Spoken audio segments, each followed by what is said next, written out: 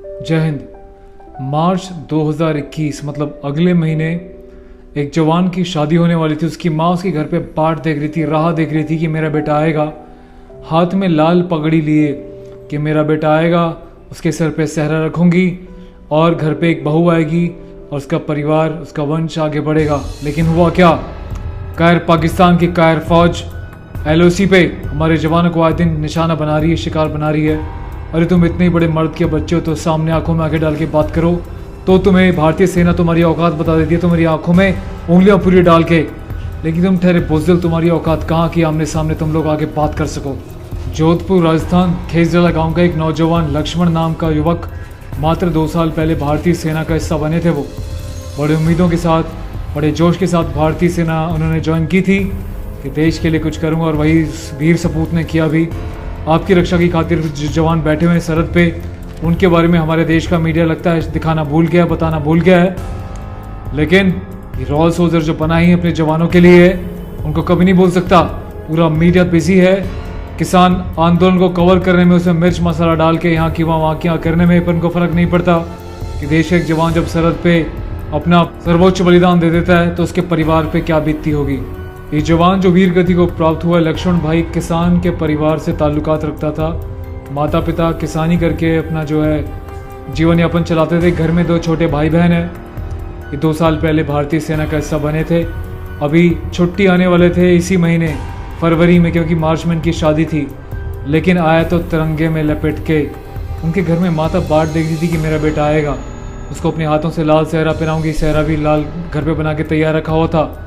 लेकिन आया तो हमारा शेर तिरंगे में लिपट के, खाली देश की खातिर, आप सबकी खातिर। लेकिन आप अपने देश के जवानों के लिए इतना तो कर सकते हैं कि हमेशा उनके साथ खड़े रहें। जब भी वो कहीं दिखे उनका दिल से सम्मान करें, उनको एहसास दिलाएं कि देश अपने जवानों के साथ है। अभी 2 साल पहले ही एक युवती से उनकी सगाई हुई थी जो कि खुद जोधपुर राजस्थान की मणावगरा की रहने वाली थी। घर में जश्न का माहौल था।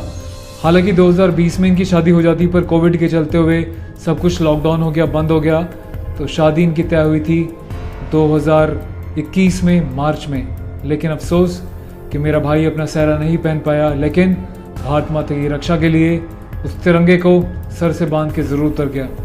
तो हम सैल्यूट करते हैं भारत माता के ऐसे वीर सपूतों को जो देश की खातिर अपना सर्वोच्च बलिदान देते हैं। और हेड्स ऑफ करते हैं इंडियन आर्म फोर्सेस को, सेंट्रल आर्म पुलिस फोर्सेस को, जो 24/7 देश की रक्षा की खातिर, चाहे इंटरनली हो चाहे एक्सटर्नली हो, हमेशा आपके साथ, देश के साथ खड़ी रहती है। 2021 में अभी तक जो है 3 जवान वीरगति को प्राप्त हो चुके हैं। आपको याद होगा कुछ दिनों पहले अलवर के निखिल दाहिमा भी वीरगति को प्राप्त हुए थे। जब घर पे उनका पार्थिव शरीर आया, वीरगति को प्राप्त तिरंगे में लिपट के जब उनका शरीर घर पे आया, मात्र 19 साल का था जवान। यार ये खुद सोचिए कितनी कम उम्र में भारतीय सेना का हिस्सा बना। क्या आप जानते हैं कि जो दादाजी हैं वो भी खुद आर्मी में सूबेदार मेजर रिटायर्ड है। उनके दादा ने बड़े गर्व के साथ बोला, मुन्नी लाल जी ने, कि मैं देश के काम भले ही ना आ सका। हालांकि दादाजी आपने भी बहुत बड़ा सेक्रीफाइस किया। कौन कहता आप देश के काम नहीं आए? आप सरहदों पे खड़े थे तभी वो देश चैन की नींद सो रहा था ना।